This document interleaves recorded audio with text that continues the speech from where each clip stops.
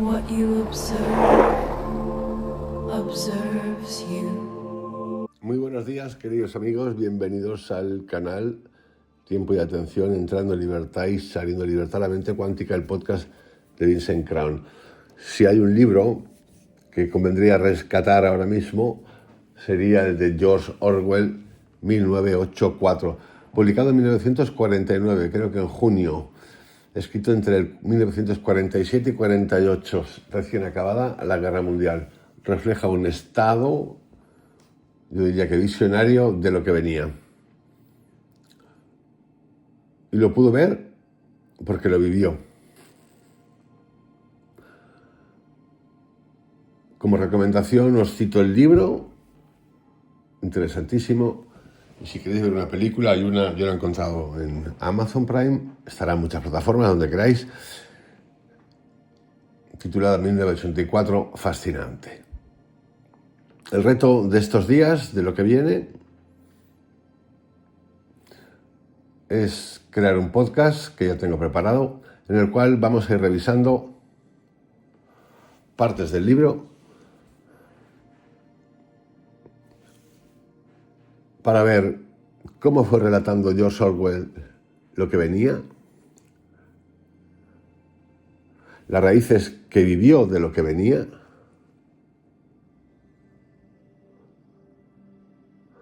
y poder nosotros acercarnos a una apertura, sobre todo de ojos y de mente, a lo que tenemos actualmente y ante lo que no actuamos. Lo voy a hacer por capítulos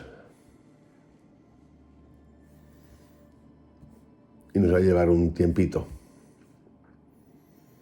Era un día luminoso y frío de abril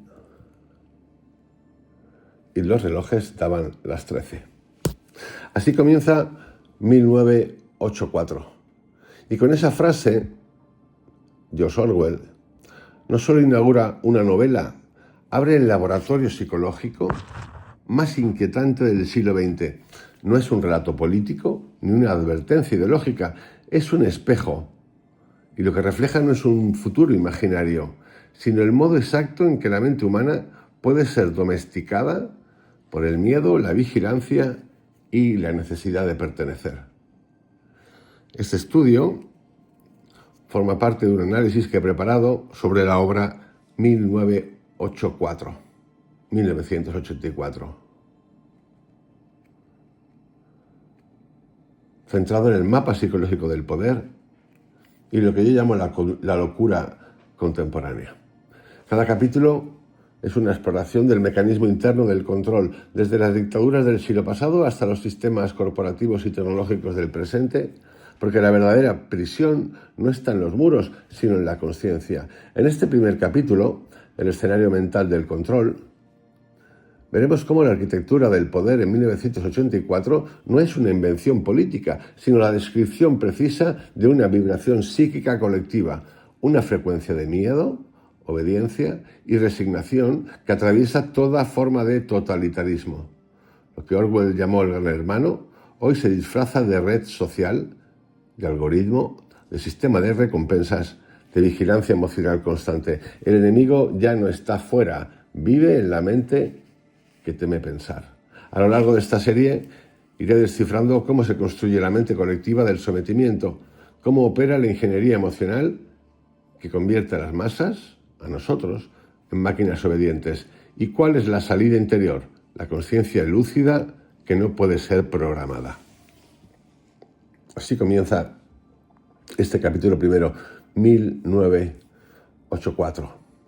La primera imagen de 1984 es una atmósfera.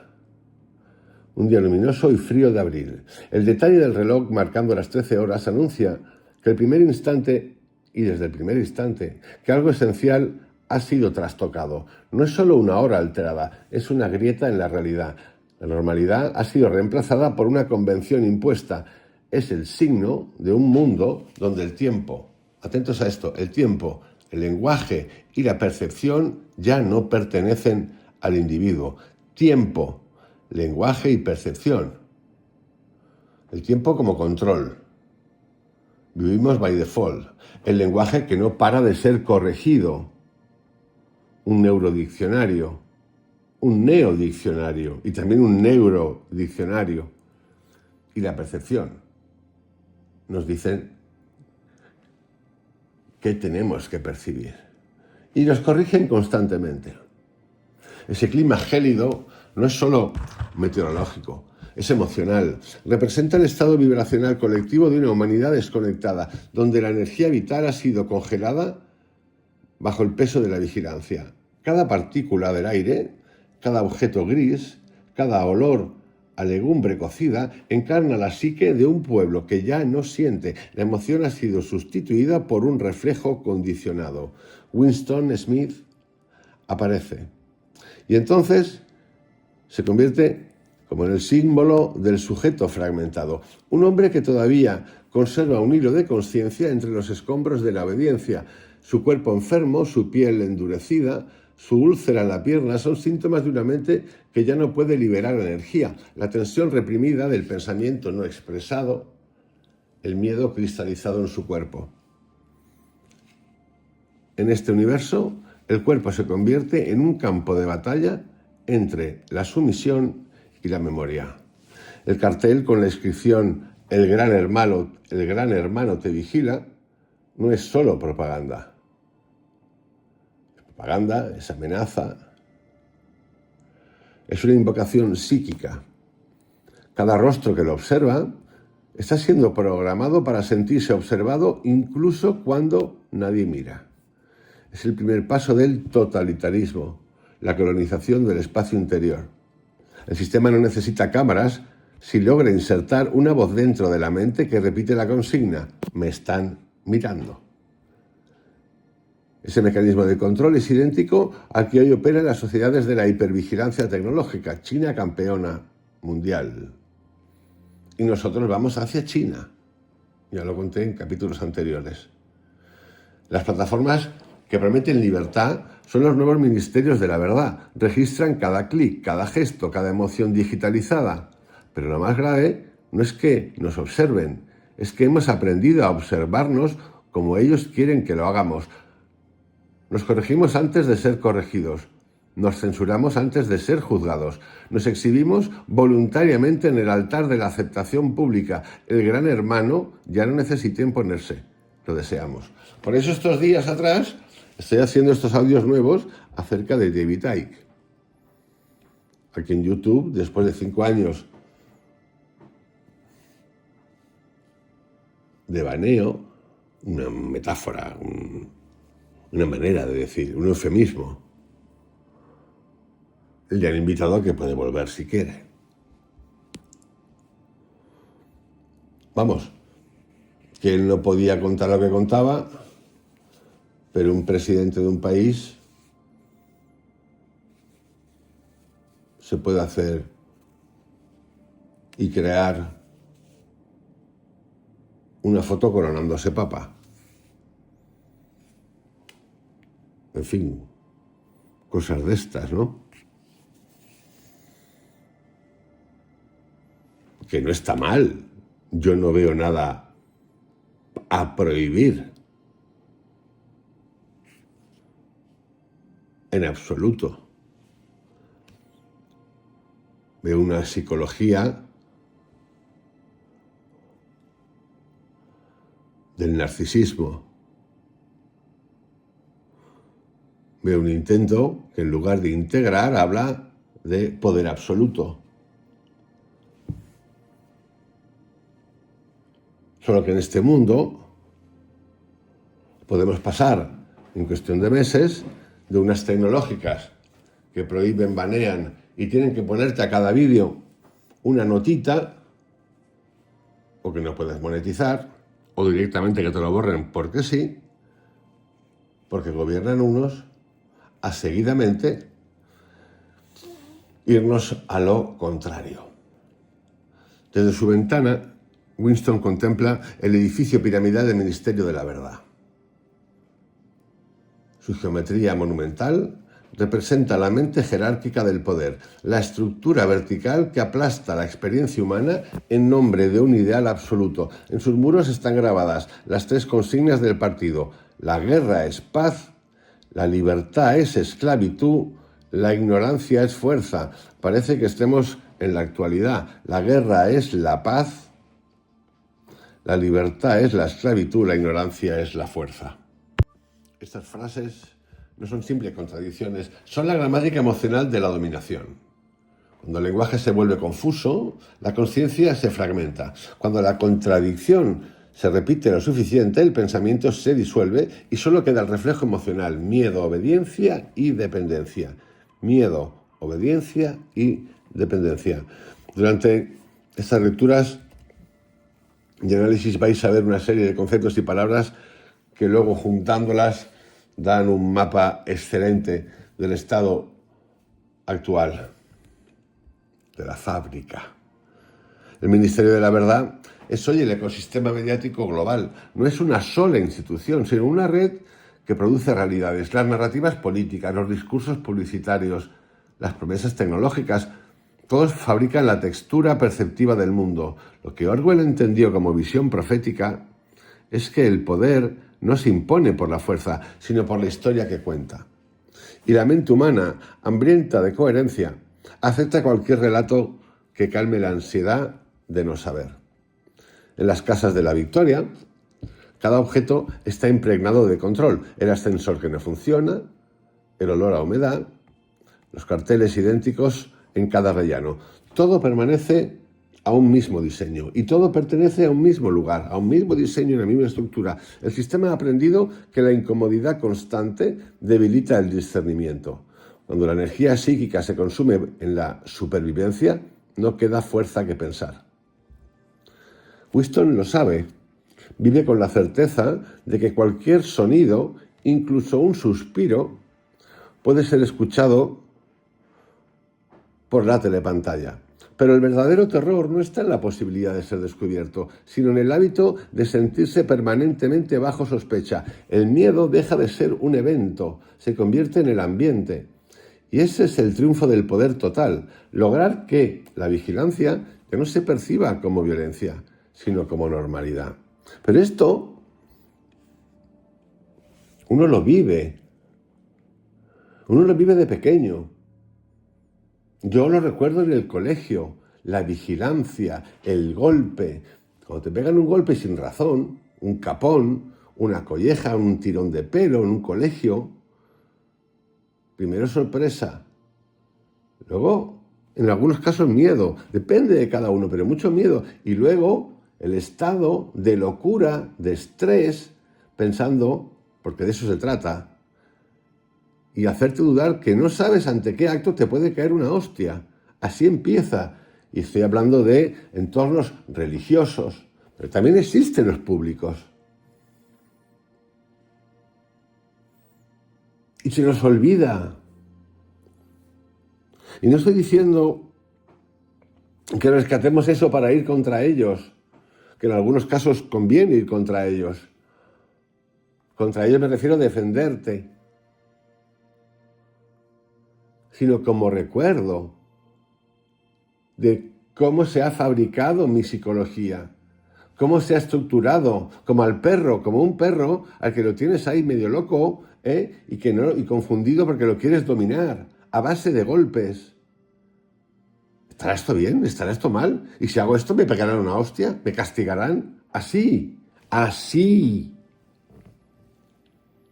Pero eso mismo, que dices, joder, qué locura lo de antes. No, locura lo de ahora, compis. Con las redes sociales, donde te castiga el sistema. Donde una niña, es que hay tantos casos hace poquito, de un colegio es acosada sistemáticamente en el colegito,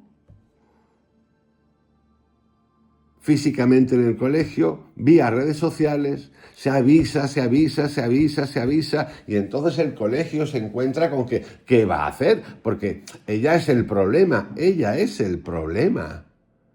Porque ¿cómo vamos a coger a estos 4 tontainas paranormales que vete tú a saber qué tienen en la cabeza, de dónde vienen, y los vamos a sacar. No, no los sacan. Todo acoso fuerte y brutal en un colegio público o privado se trata de tapar, igual que la Iglesia tapó y sigue tapando todas las fechorías que ha hecho y hace.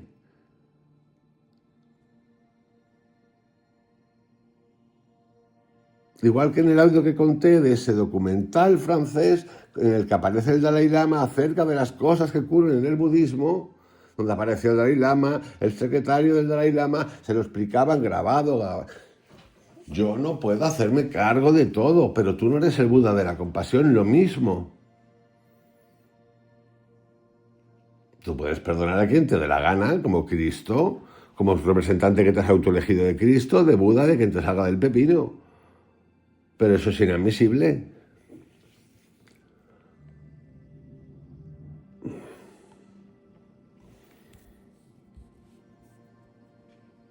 Cuando, miramos nuestro presente desde esta lente, comprendemos que 1984 no es una profecía fallida, sino una descripción exacta de la psicología moderna.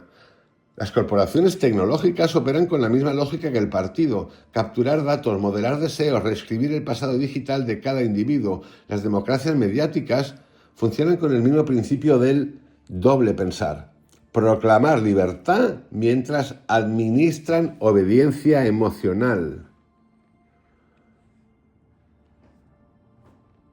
Lo mismo que os he contado del colegio.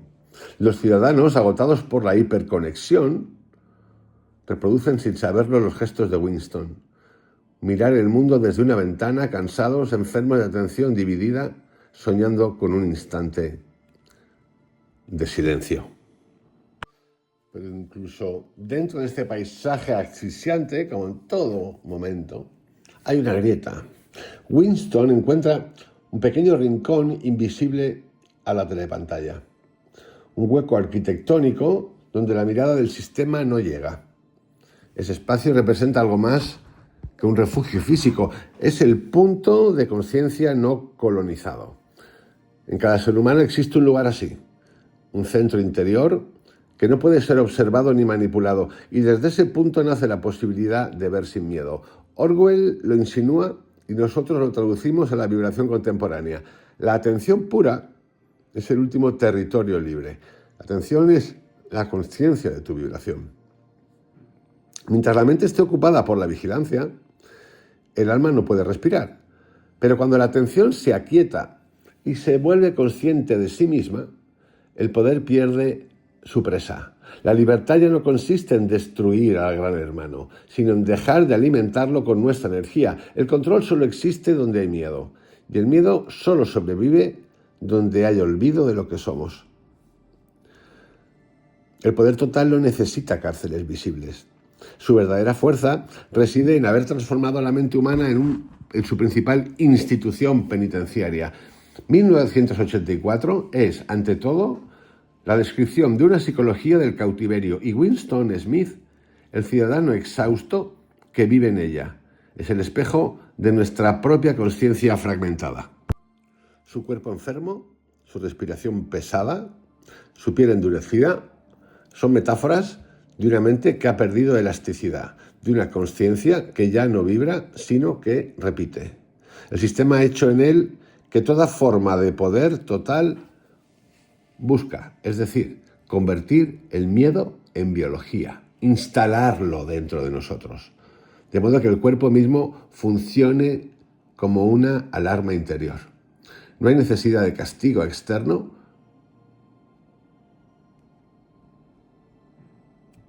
si la ansiedad ha sido internalizada. Repito, no hay necesidad de castigo externo si la ansiedad ha sido internalizada. Fijaros lo que significa esto para hoy en día, para nosotros, la ansiedad. Depresión y ansiedad. La ansiedad totalmente internalizada. ¿Cuánto cuesta? Cada latido, ¿cuánto cuesta salir de ella? Porque la ceguera es brutal. Cada latido del corazón recuerda al individuo que debe obedecer. La genialidad de Orwell fue comprender que el control no se mantiene por coacción, sino por autovigilancia emocional. Winston vive en un estado de hipervigilancia interior. Acordaros del COVID. Su atención, en lugar de ser una energía creadora, se ha vuelto defensiva, contraída, obsesiva. Ya no observa el mundo, se observa a sí mismo observando, temiendo cada pensamiento. Así nace el crimen tal, el crimen de pensar. El partido no solo prohíbe las ideas, logra que el individuo sienta culpa por el simple hecho de tenerlas. En la película hay una escena que dice: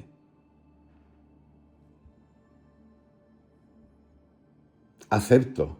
Dice, no basta con aceptar al líder. Tienes que amarlo. No es suficiente que lo aceptes. Aceptar nada, tienes que amarlo. Es el mismo mecanismo que opera en todos los sistemas totalitarios. Totalitarios hay muchos, no es una línea sola. Desde las religiones dogmáticas hasta las democracias emocionales del siglo XXI, hasta el comunismo, el populismo, el fascismo, la economía capitalista, la economía liberal, el neoliberalismo, el neofascismo, todos. El secreto es el que acabo de contar. No basta que lo aceptes. No basta que obedezcas. No basta. Tienes que amarlo. La sustitución de la conciencia por la moral. El discernimiento por el miedo a equivocarse. El resultado es devastador. El individuo deja de ser sujeto de su pensamiento y se convierte en su propio carcelero. Winston intenta escribir un diario. Es un gesto pequeño, casi insignificante, pero en ese acto resuena toda la historia del alma humana intentando recordar lo que fue antes del miedo. Por eso es tan importante, por lo menos para mí, y tan revelador, más que importante, leer de nuevo los textos sagrados, leer Un Mundo Feliz, leer Fahrenheit, leer a David Icke, leer a Mario Biglino, leer a Hermann Hesse, sí, y a tantos otros. Cuando escribe 4 de abril de 1984, no sabe si esa fecha es una fecha real. No recuerda su infancia, ni su historia, ni el origen del mundo que habita. El poder lo ha despojado de su pasado y quien no recuerda no puede pensarse. En términos psicológicos, el partido ha destruido la memoria emocional del yo. No solo borra hechos, borra los vínculos que le daban sentido. Así el individuo queda suspendido en un presente continuo, sin raíces ni horizonte, perfecto para ser manipulado. Este proceso es idéntico al que viven hoy millones de mentes atrapadas en la hiperconexión. Atención fragmentada, memoria corta, necesidad constante de estímulo, dependencia de una autoridad que decida qué es real. La cultura digital ha reemplazado la represión por la saturación. En la película están todo el rato hablando, 1.000 millones de no sé qué, 3 millones de tal, hemos aumentado 3% de producción de trigo, 3% de no sé qué, todo el rato, 24 horas, todo el rato. Y solo algunos pueden apagar el machaque de la radio.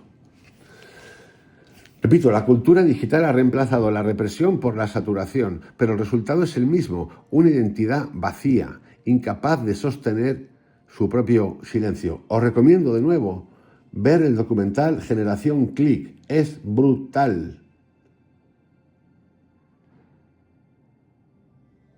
Da hasta miedo. Es un documental en el que aparecen psicólogos, psiquiatras, casos reales, no es una ficción. Orwell entendió algo que Freud, Fromm y Reich también vislumbraron. El poder no se mantiene solo con miedo, se mantiene con culpa. El sujeto sometido necesita creer que merece su propia opresión. Por eso Winston siente vergüenza cuando escribe, como si estuviera cometiendo una falta moral. Su impulso de libertad le parece sucio, le parece peligroso, le parece obsceno.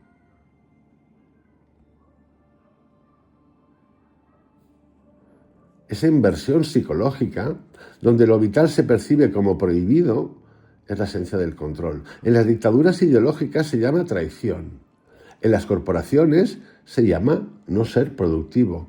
En las redes sociales, salirse de la conversación. La forma cambia, la estructura vibra igual, el miedo a ser excluido. La culpa entonces no es un efecto del castigo, sino su causa. Y quien vibra en culpa obedece antes de que le obliguen. En cada página inicial de 1984, el cuerpo de Winston reacciona como una antena deteriorada. Siente frío, fatiga, náusea, insomnio. Os suenan todas estas, ¿no? Son 4.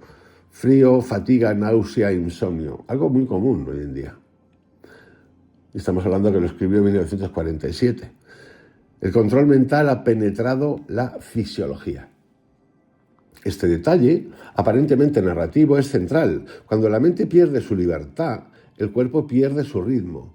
El poder ha convertido el propio sistema nervioso en su frontera. Hoy esa misma disonancia se manifiesta de otra manera. Ansiedad crónica, hiperalerta, dependencia digital, insomnio emocional. El gran hermano contemporáneo no necesita golpear, basta con interrumpir la respiración natural del individuo, dividir su atención y saturar un sistema nervioso. Bueno, seguramente lo conocéis si tenéis hijos, quitarle a vuestro hijo o a vuestra hija así, ¡pam!, un telefonito y dejarlo sin teléfono, sin tablet, sin nada, 2 días.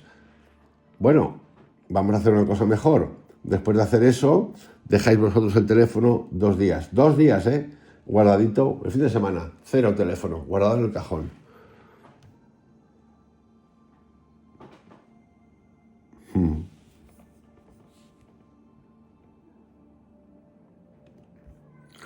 El ciudadano moderno vivimos pendientes de un ojo invisible que mide nuestro rendimiento, nuestros deseos y nuestra pertenencia.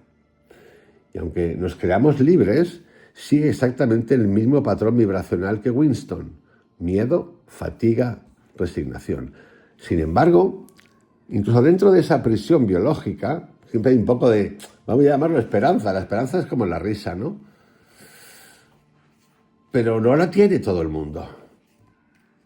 No la desarrollamos todo el mundo.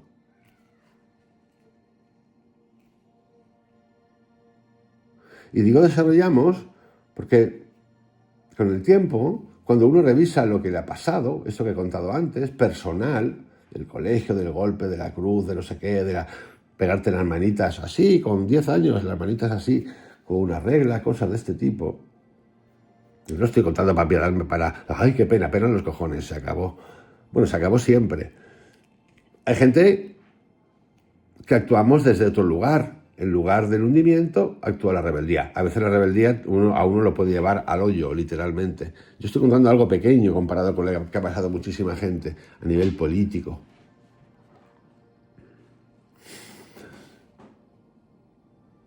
Pero eso hay que trascenderlo en un momento dado. Pero sí, infinitamente prefiero que ante eso me surja la rebeldía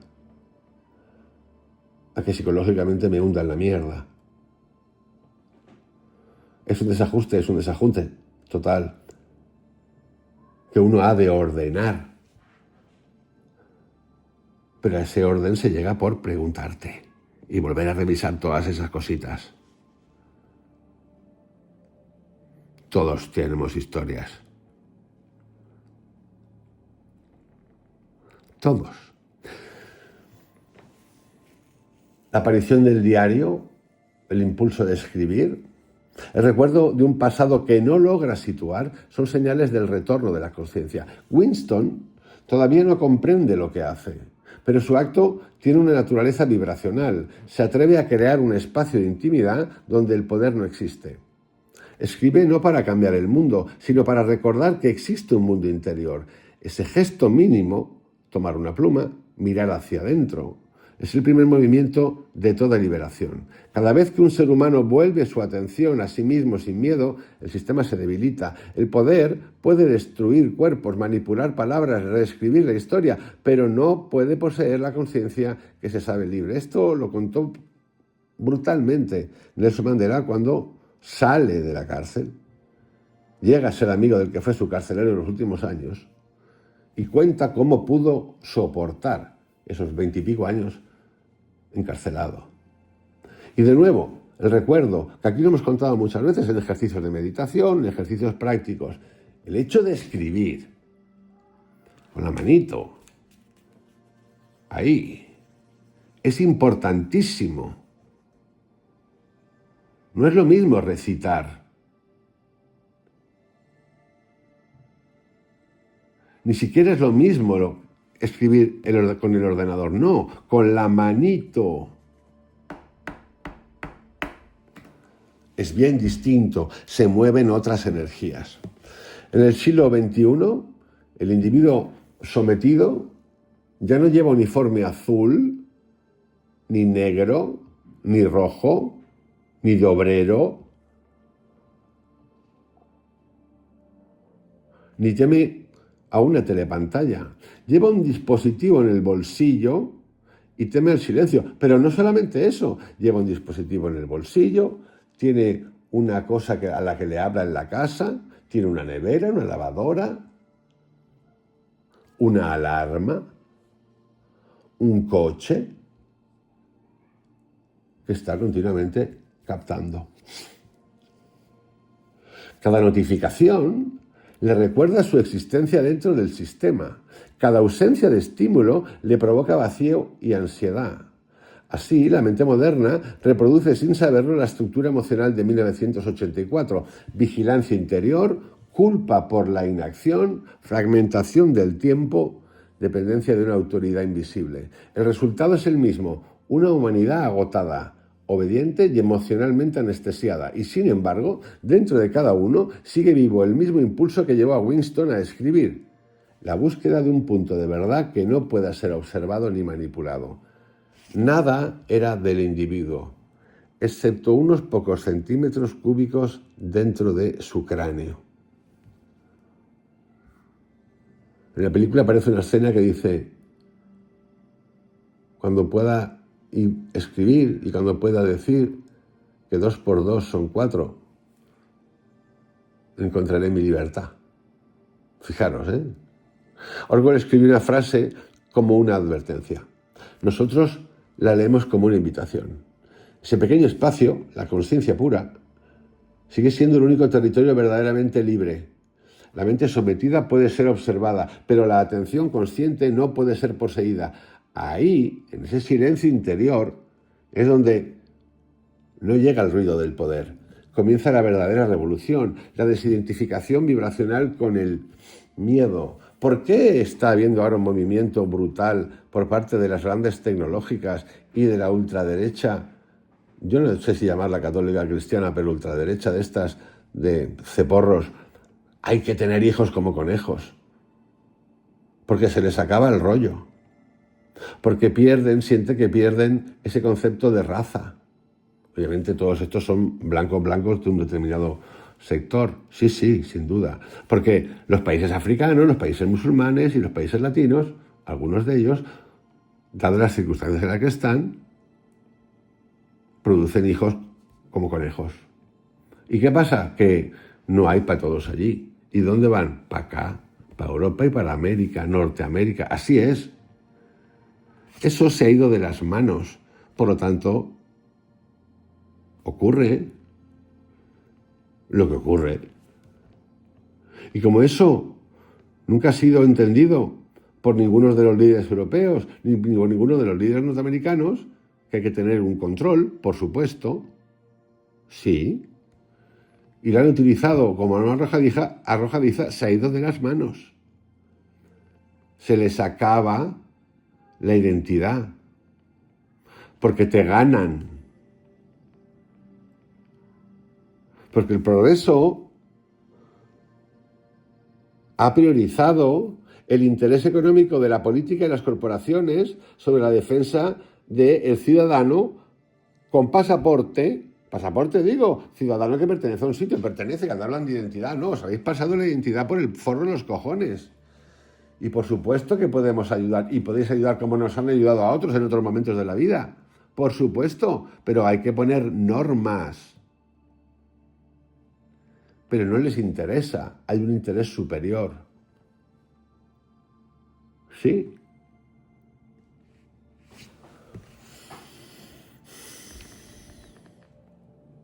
El poder total no necesita justificar su existencia. Se presenta como el aire, como la única atmósfera posible. En 1984 esa atmósfera se condensa en los 4 ministerios que gobiernan Oceanía: verdad, paz, amor y abundancia. Orwell los nombra con una ironía estructural. Cada ministerio encarna lo opuesto de lo que anuncia y ahí se refuerza su fuerza. Verdad, paz, amor y abundancia. ¿Os suena, no? Porque ahora no hay curso motivador que no hable de esto. Orwell los nombra con una ironía estructural. Repito, cada ministerio encarna lo opuesto de lo que anuncia. El poder total, ahora vamos a revisarlos porque es interesantísimo. Estamos todavía en el capítulo 1. Este audio va del capítulo 1. El poder total no se impone por contradicción, sino por inversión del significado. ¿Os acordáis, no? Tiempo, lenguaje y percepción. La guerra es paz. La libertad es esclavitud. La ignorancia es la fuerza. Cuando el lenguaje deja de corresponderse con la realidad, la mente se desorienta. El individuo ya no puede confiar en las palabras y sin palabras no puede pensar. La confusión semántica se convierte entonces en la primera piedra del edificio del control. Los 4 pilares del poder. 1. Ministerio de la verdad. Miniver. El relato como dominación. Es el centro de la manipulación simbólica. Se encarga de reescribir el pasado. Aparece en la película. No, reescribe esto, cambia ese texto. Esa palabra es antigua.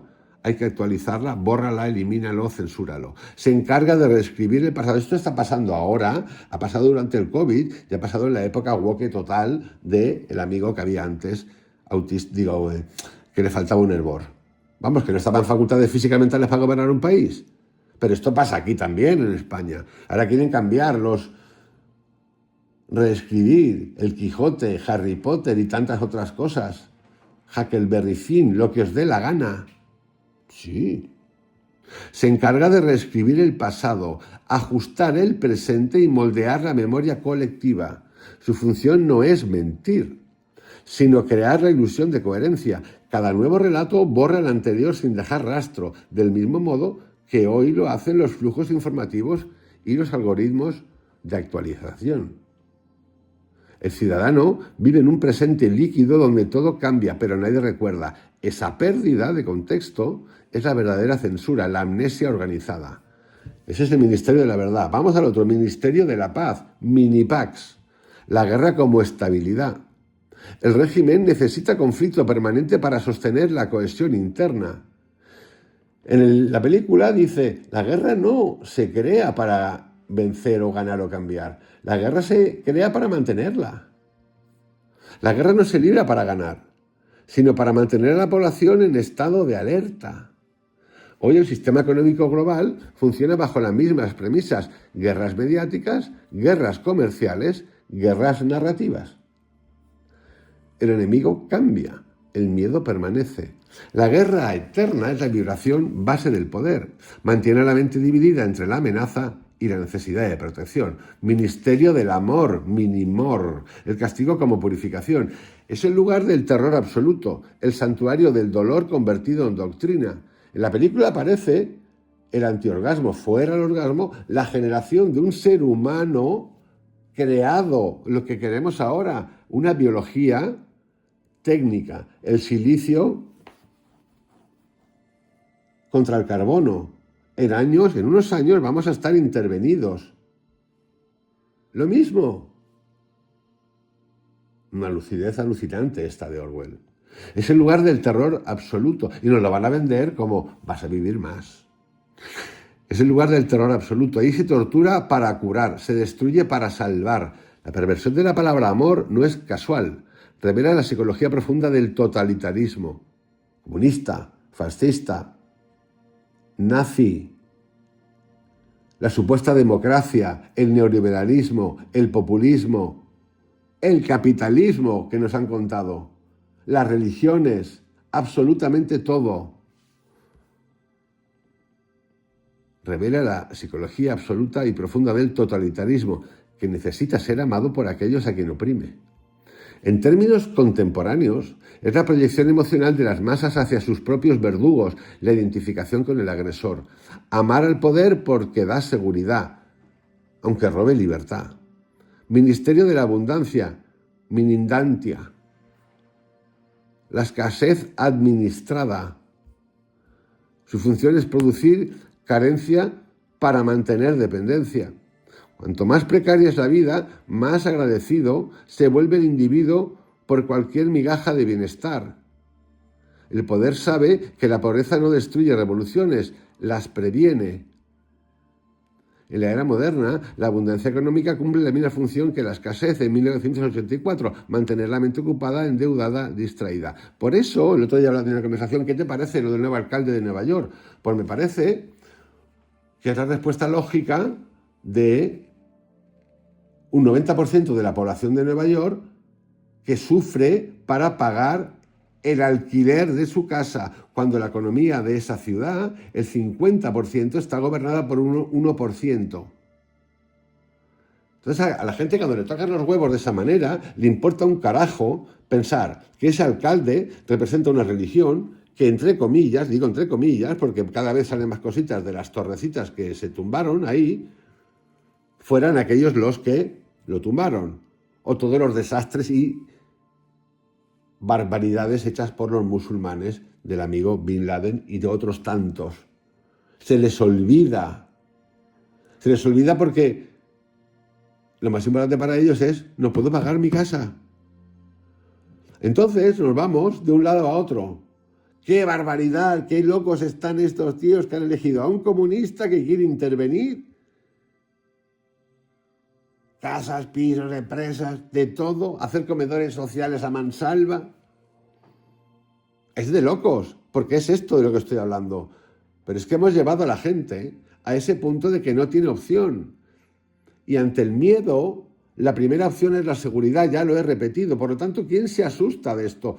¿Quién dice, qué locos están los neoyorquinos? No, perdón, qué locos estamos todos, que permitimos que el 50% de la producción y generación de riqueza de una ciudad esté en manos de un 1%. Qué locos estamos todos cuando ni siquiera el progreso, el trabajo digno que debe de llevarte a poder pagar tus cosas no es así, no te da. Y la gente está jodida. Eso es, pero eso no se lo pregunta a nadie. ¿Quién le mete mano a eso? Pues como no hay nadie con una coherencia mínima que no esté ni en ese lado, ni en el lado del comunismo este arrebatador que se lo lleva todo, pues pasa lo que pasa, que la gente votamos y votan por necesidad. Ante una urgencia de necesidad busco protección. Y si ese tipo me dice que me va a rebajar las cosas y que en un momento de necesidad voy a tener algo, lo tendré. Por eso ahora, cuando está pasando esto de las food stamps en ese país y el tipo Rubio dice que Matarile, lo que he contado antes, los demócratas no hacen una mierda porque les importa una mierda a la gente. Entonces ellos piensan que por, ¿cómo se dice esto físicamente? No me acuerdo. Va a decantar solo, la gente ante eso va a ir contra el otro y no tienen que gastarse ni un duro. Así de claro. Así de claro. ¿Qué locos están? No, no estamos locos. Lo loco es el sistema. Todos los sistemas. Los de un lado y los de otro. Esos son los locos. El ser humano no está loco. Nosotros los ciudadanos, conocidos también como masa, no estamos locos. A nosotros nos doman, pero funcionamos todavía en el fondo con cierta coherencia. Sí, pero no hay un lugar de coherencia. Porque no existen las ideologías, no existen las religiones. Todavía nos seguimos moviendo por fe, ciega. No nos da la gana de leer y de entender lo que pone ahí, porque el sistema se cae. Por eso, cada día es más obvio para mí, obvio, que autores como David Icke, que no les había prestado ninguna atención, los escucho y digo, puta mierda, pero si es que va a tener razón este cabrón. Y todavía hay cosas que no comparto, o que no entiendo, o que no veo, o que no tengo una capacidad para decidir si eso es así o no. Pero que se va acercando, que se va cumpliendo todo lo que ha dicho, que tenga un autor como es Orwell, este libro, capítulo 1, que habló de esto de hace ya casi 100 años, pues sí. Ministerio de la Abundancia. Su función es producir carencia para mantener dependencia. Como este día en la película aparece, este mes el sistema de producción ha podido vender más armas, vais a tener un aumento de 25 gramos de chocolate a la semana. Y aplauden. Cuanto más precaria es la vida, más agradecido se vuelve el individuo por cualquier migaja de bienestar. Por eso los sistemas populistas funcionan como funcionan. Están arraigados, lo que ha pasado en Argentina. Vivo Brasil, México, lo que quieras, España, Europa, Francia.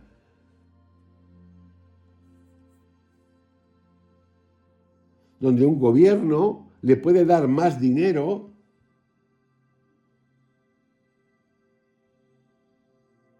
a gente que viene de un lugar, da igual el lugar ya, sin papeles de ningún tipo, y a los que de su tierra, españoles, nacionalizados, lo que no nacionalizados, que perdieron casas por culpa, casas y personas y vidas por culpa de unas lluvias, no le dan ni una cuarta parte. Y les importa una mierda. Y se pelean por ver quién tuvo, a quién puedo señalar para no comerme un kilo de M. Pues ¿qué quieres que pase? Pues lo que pasa. Sí. El otro se convierte en enemigo. Y sí. Porque el mío, el que me pide impuestos, el que me hace ir al ejército, la mili que había antes, todas esas cosas, pues no está conmigo. No está conmigo.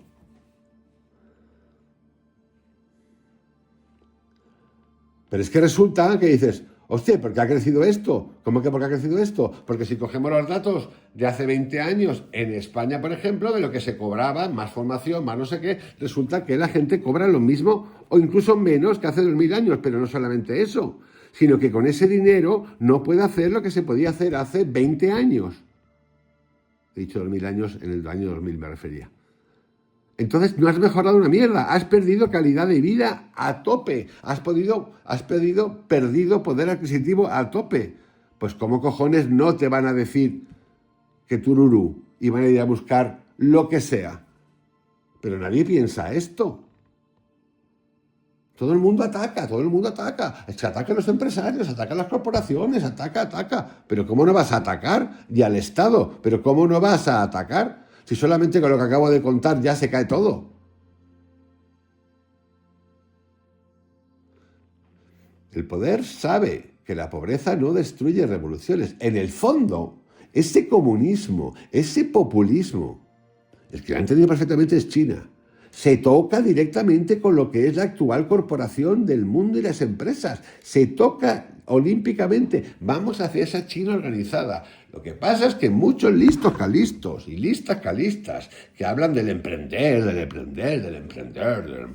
solo quieren ser funcionarios, no se da cuenta que en ese sistema chino al que vamos olímpicamente hay estratos, como en todas partes. Hay gente que está más arriba, como en la película 1984 y en el libro. Y puede ser que tú te creas, voy a pertenecer a eso, y que venga otro por encima que te tiene ganitas, porque va a pasar y te va a hacer lo mismo. Y te va a someter. Y entonces te vas a cagar en Troya. Que es lo que contaba el otro día ese señor. No, a mí me encantaría que haya vigilancia por todas las casas, por todas las calles, porque así mi hija, claro. Y güey. Y en tu casa. Hasta que un día a alguien no le guste y diga, no, a por ti voy. Mira, te tengo firmada ahí.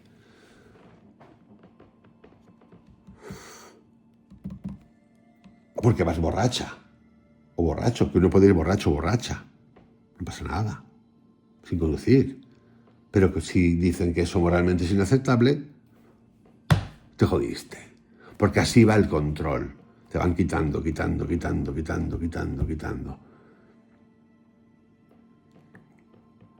El poder sabe que la pobreza no destruye revoluciones, las previene, las organiza, las redirige. En la era moderna, la abundancia económica cumple la misma función que la escasez en 1984. Mantener la mente ocupada, endeudada y distraída. Y ahí está, ocupada, endeudada y distraída. Todo el mundo tiene deuda. Nunca se va a pagar la deuda que tenemos. Me refiero a la deuda de los países. Estados Unidos tiene deuda y la paga comprando más deuda, generando más deuda. Estados Unidos y cualquier país del mundo. El concepto que nos enseñaron en los años 70, 80 de ahorro, de gasta lo que puedas y lo que no puedas no, se va a la mierda. Y resulta que decidieron inventarse un sistema en el cual si no había crédito, que te lo daba algo, dinero ficticio, porque ya era ficticio entonces, desde que el patrón oro se fue a la mierda, lo generan de donde sea, porque sin eso tú no puedes invertir, endeudarte para poder generar, obligarte a vender y claro, acabas de entrar en la cadena del perro, en el hámster dando vueltas, porque me llevan para adelante, se quedan con las casas, se quedan con los coches, se quedan con todo. Bancos y estados y todos los organismos paralelos que han nacido a través de ellos.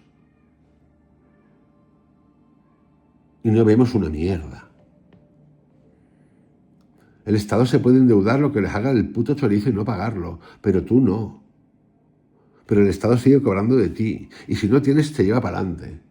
En España, hace unos años, cuando fue la crisis esta súper fuerte inmobiliaria, el banco no solo se quedaba con tu casa, sino que además seguías con la deuda. Fijaros, hay que ser soberano hijo de la gran puta, para hacer eso. Y no pasó nada. Creo que ha cambiado, creo. Te quito la casa que tiene un valor atómico y encima sigues con la deuda.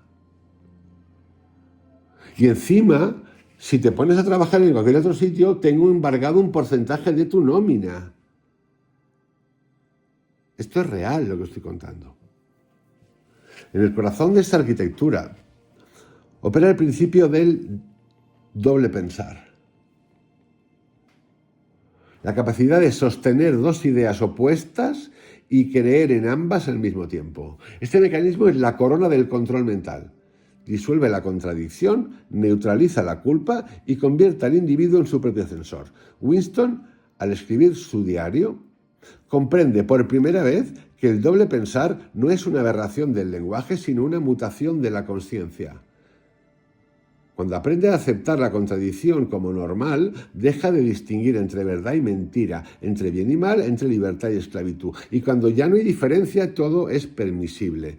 En nuestra era, el doble pensar es el combustible invisible de la posverdad. La vigilancia protege la libertad. La censura garantiza la democracia. El consumo te hace libre. La información es neutral. Lo repito porque es que es brutal. La vigilancia protege la libertad. Miedo. La censura garantiza la democracia. Mantenemos al margen a los que nos molestan. El consumo te hace libre. Dale. La información es neutral. Pero el consumo está utilizado y diseñado por olores, por sabores, por cómo nos afecta. Todo rediseñado. Los productos, los plásticos, dónde se pone, cómo se pone, Amazon, las teclas que utilizas, que pone, el diseño del Gmail, absolutamente todo. Son los nuevos eslogans del siglo XXI, variaciones contemporáneas de las tres consignas del partido. La guerra es paz, la libertad es la esclavitud, la ignorancia es la fuerza. El poder moderno no reprime el pensamiento, lo confunde, y una mente confundida es más fácil y más dócil que una mente atemorizada. Orwell lo entendió con precisión quirúrgica. No se puede pensar fuera de las palabras que se poseen. Por eso el partido crea la neurolengua. En realidad el nombre es neolengua, pero yo le añado neurolengua, porque tiene que ver con lo que pasa con las neuronas. La neolengua, un idioma diseñado para reducir la complejidad de la experiencia. Esto es lo que está haciendo y llevan haciendo desde hace tiempo todos los paranormales woke. Y la izquierda, brutal, incluyendo cambiar y modificar libros escritos hace años. Esto es muy de ideología zurda, pero mucho. Los otros tienen otras cositas. Cada año desaparecen palabras y con ellas desaparecen mundos posibles. El objetivo final no es imponer silencio, sino hacer impensable la disidencia. Hoy el fenómeno se repite de manera más sutil. El lenguaje de los medios sustituye los matices por etiquetas. Estamos llenos de eufemismos. El discurso político se llena de eufemismos que vacían el sentido. Las redes sociales reducen la conversación humana a impulsos emocionales de 280 caracteres. Cuando la palabra se empobrece, el pensamiento se debilita. Y cuando el pensamiento se debilita, la conciencia deja de percibir la manipulación. Yo recibo cada 2 por 3, porque tengo gente que yo llamo de confianza, a la que quiero y que está en cosas, que les pregunta acerca del canal. Y todos, lo digo con cariño esto, todos me acaban dando las mismas recomendaciones. Más cortos, más cortos, más cortos. Vete a los 2 minutos, vete a uno. Potencia el SOR, potencia el SOR, potencia el SOR. No me da la puta gana. Y no me da la puta gana porque esto, cuando la palabra se empobrece, el pensamiento se debilita. Yo no quiero participar del mononeuronalismo, del me falta un hervor, me falta una primavera que cunde diariamente. Yo no quiero entrar para vender absolutamente nada en un Instagram o en un TikTok para ofrecer un cursito que cuente en 10 segundos. Yo no quiero entrar en la conexión de la psicología de mierda de 10 segundos. Quien quiera que lo haga, no creo en eso, no me da la gana. Pero no solamente no creo, estoy convencido de que eso es una fábrica de terror. Y aquí lo importante es la atención, la conciencia de tu vibración. No me da la gana. Es que el sistema te castiga, pues que me castigue. No importa. Te equivocas, me repiten. Sácate, te equivocas. No, no me equivoco. Me puedo equivocar, pero elijo yo. Me puedo equivocar porque no caigo en ese pensamiento constante, provocado, incitador y mononeuronal. No me da la gana. Es aburrido. Puede ser que sea aburrido. ¿Me dan ganas de apagar? Perfecto, pues apaga. Hay mejores voces, otras voces. Yo a veces hablo de una manera, a veces hablo de otra. A veces me arranco. Aprendo también. Aprendo cómo quiero contar las cosas, porque obviamente las quiero hacer entretenidas. Obviamente, pues a lo mejor llego, a lo mejor no llego. Atento estoy. Pero ellos me hablan de show. De show. La gente quiere show, quiere impacto, quiere palabras potentes que inciten, que te detonen, que te salten que te despierten la dopamina, el percutor, hostia contra él, hostia a favor de él, hostia a muerte, hostia, es lo que quieren. Pero luego vamos de circo en circo. Meditación de caballitos, meditación de no sé qué. No hace falta nada de eso. Está bien siempre y cuando lo entiendas. Es como irte a darte un masaje, lo mismo.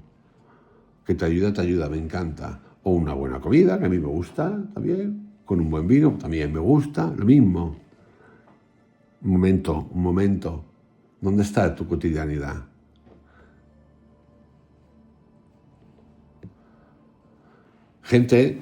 Personas que definen: estoy a gusto en mi trabajo. Estás a gusto en tu trabajo porque te ha ido garantizando durante un tiempo una cierta certeza que te ha salido bien, pero en el camino muchas de las cosas que te prometieron, hicieron, no han salido y estás contenta por eso. Pero eso no es despertar, eso es aceptar. Y aceptamos todos porque todos tenemos que vivir de alguna manera. Igual que le pasará a un empresario o a una corporación, nunca les salen las cosas como ellos quieren. Siempre hay un grado de exigencia mayor. De hecho, estamos en un grado de exigencia mayor todo el tiempo. Pero que sepáis que el dedo en el culo nos lo meten a todos. De mil maneras. Si veis la foto del otro día cuando estaba el presidente del maíz, que se le cayó uno ahí en medio de la Casa Blanca, hay una foto de un fotógrafo, por eso a mí me encanta la fotografía, porque hay fotógrafos que son de verdad de otra galaxia. Una de las fotos que salió era alucinante. Las fotos también tienen trampa, por cierto. Porque si tú ves el vídeo, ves una acción, y es cierto que luego se produce esa acción, pero está bien ver el recorrido entero, desde, no sé, 1 o 2 minutos antes hasta que acaba, porque si no podemos perder. Aún así, yo vi el vídeo y luego vi la foto y dije, es un genio, una mirada hueca, vacía. Creo que tengo poder absoluto y me pasan estas cosas a mí aquí que me molestan, que me molestan.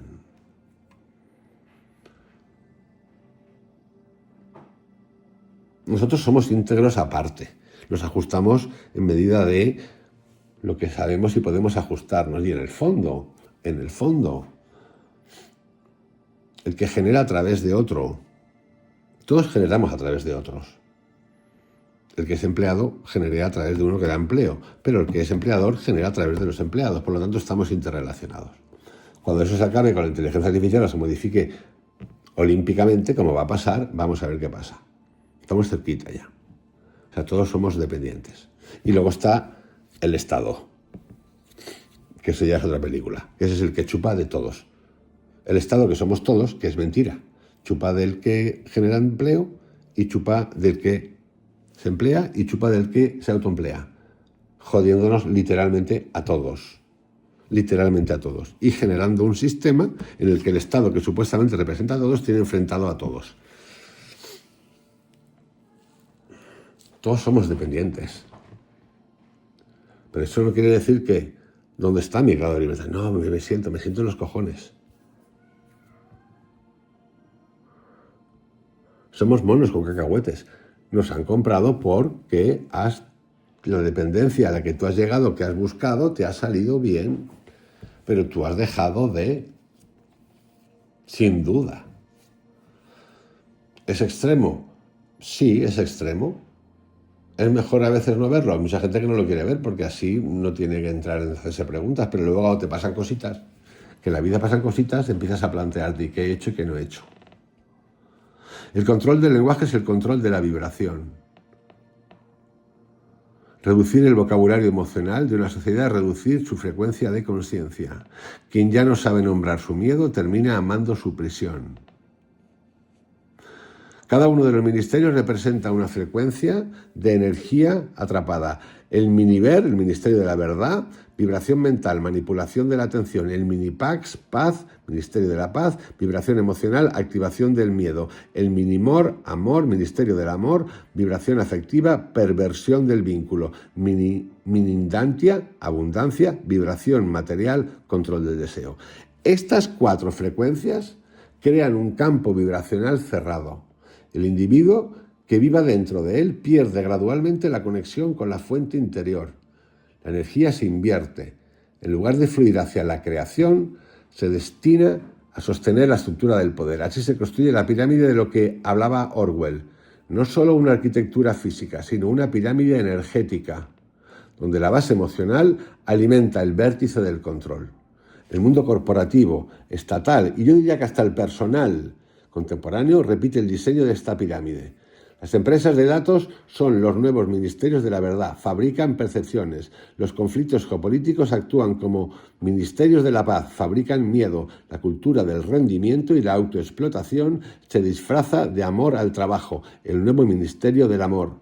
Y el consumo perpetuo mantiene a las masas atrapadas en la escasez psicológica, el ministerio de la abundancia. El resultado es un sistema global de resonancias orwellianas, un orden emocional que ya no necesita imponerse por decreto porque vibra en el interior de cada ciudadano conectado.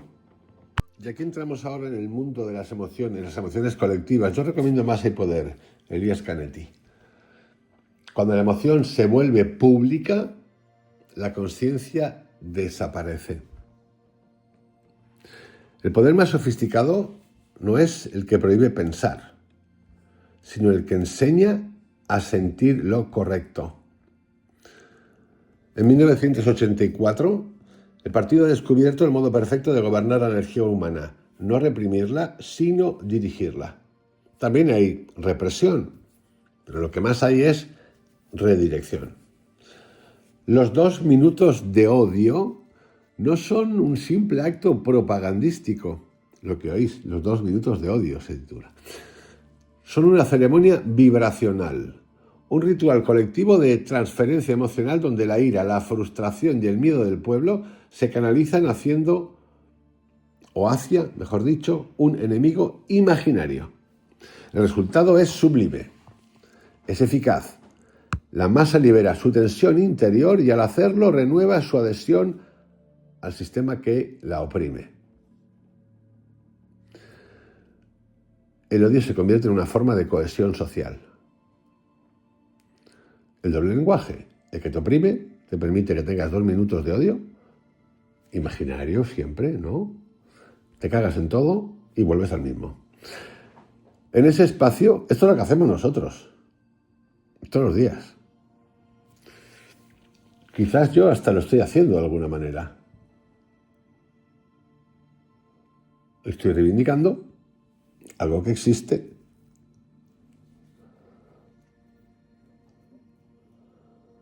Yo siento que estoy desvelando, sobre todo a mí, me estoy desvelando.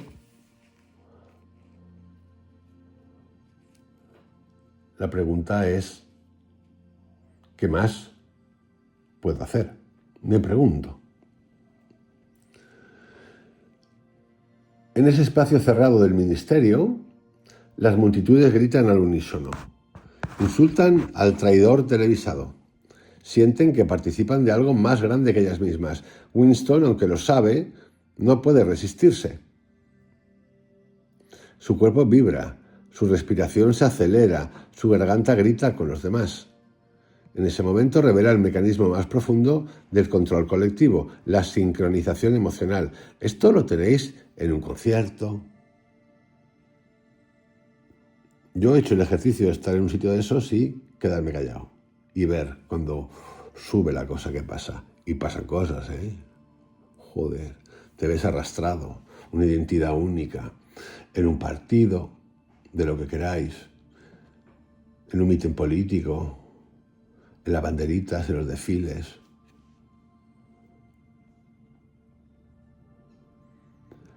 Ese momento revela el mecanismo más profundo del control colectivo, la sincronización emocional.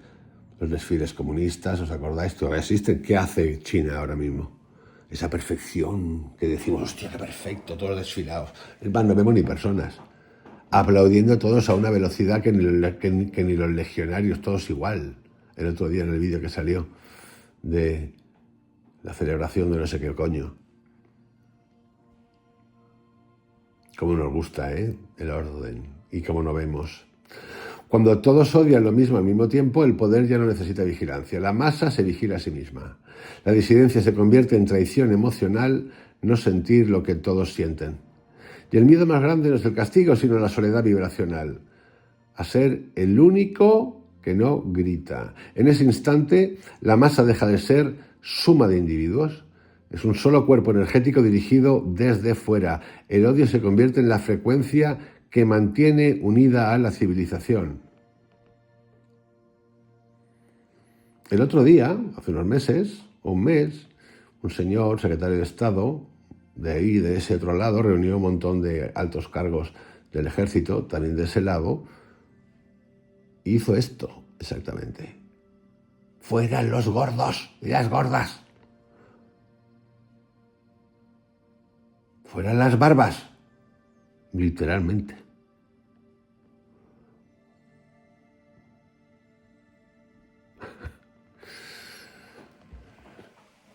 Orwell no está describiendo solo una ceremonia política.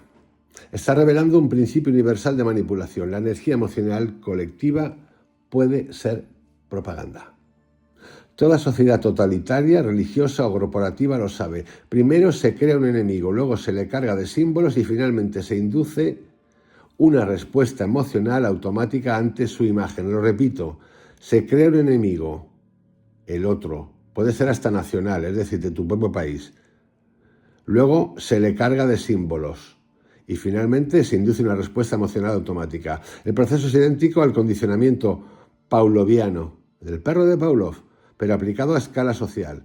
Hoy, los 2 minutos de odio de ese libro se han multiplicado en las redes, en los medios, en la opinión pública. Cada día se elige un nuevo enemigo, un político, una ideología, una figura pública, un país.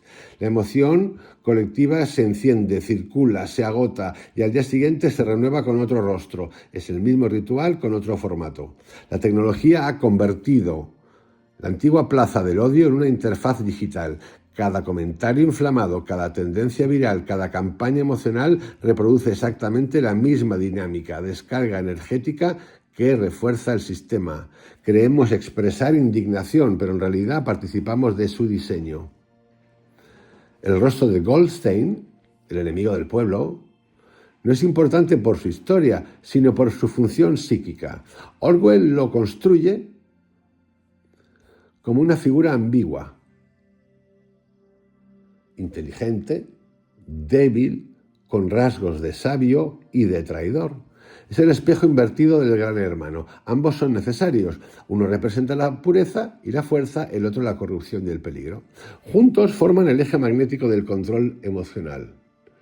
El enemigo ideal no es aquel que se puede vencer, sino aquel que permite sostener el miedo sin resolverlo. De ese modo, el pueblo, el ciudadano, vive en una tensión perpetua entre devoción y odio, sin posibilidad de descanso. El sistema emocional colectivo necesita un ritmo bipolar, amar al opresor y odiar al disidente. En nuestra época esta mecánica se reproduce en los bandos ideológicos, en los fanatismos mediáticos, en las guerras de información. El contenido cambia, la frecuencia permanece.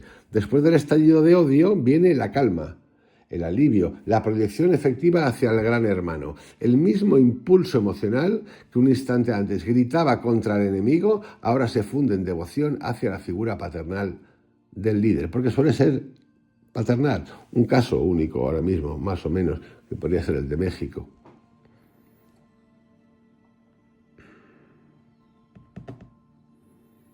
Bueno, el de Japón, que tiene una nueva.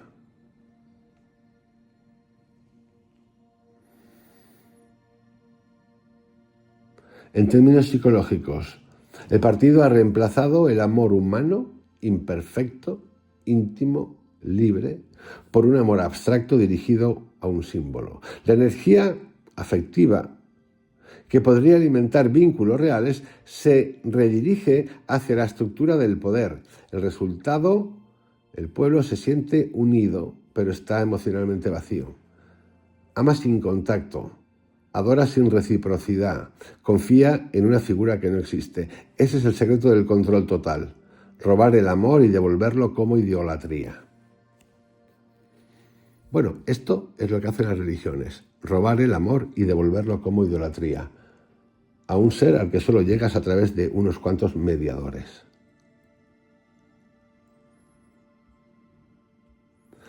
Durante los 2 minutos de odio, los cuerpos se mueven al unísono.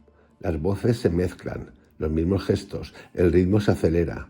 Orwell describe con precisión una hipnosis colectiva. El pensamiento desaparece, la identidad se diluye y lo que queda es pura energía emocional. En ese trance, cualquier idea puede ser implantada. La mente colectiva funciona como una antena amplificadora, vibra en una frecuencia única y emite resonancia, y al ser mucho se hace potente.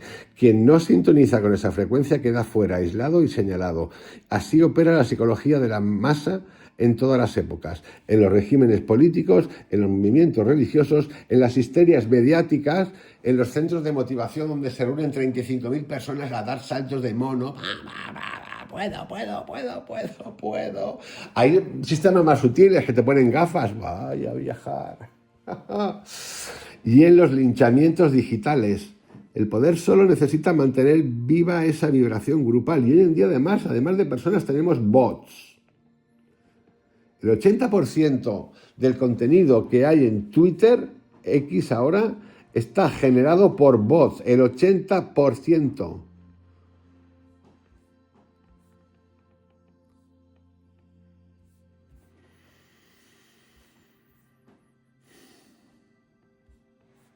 Una locura.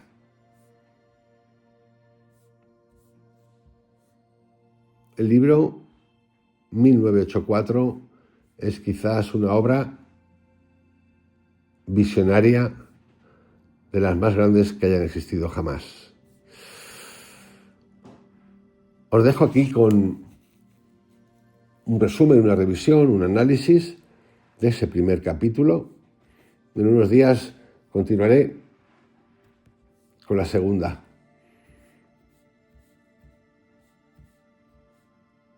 Porque se extiende, se amplía, lo permea todo. Os envío un abrazo, que tengáis un excelente día. Atención, que es la conciencia de tu vibración, el movimiento de la energía y el silencio. Vienen tiempos inusuales.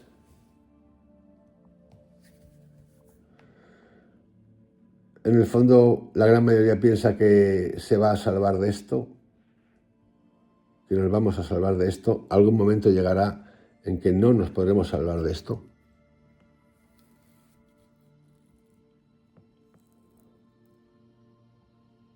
En el campo del terreno que llamamos espiritual, del ir, del morir, del nacer, de volver, de visitar lo otro, que para mí ya no es espiritual porque todo está junto en todo momento. Cuando se hablan de reencarnaciones, no reencarnaciones, yo literalmente me pido no volver aquí más.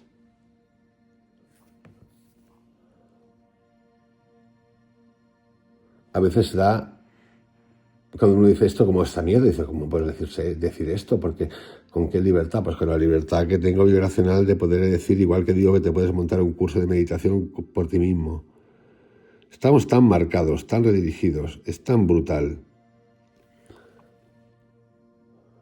que nos cuesta hasta tomar decisiones de este tipo, en silencio, interiormente, ya ni siquiera públicas, que tampoco le importa al público, al general, a lo que sea. Cuidaros mucho, tener un buen día, mañana más.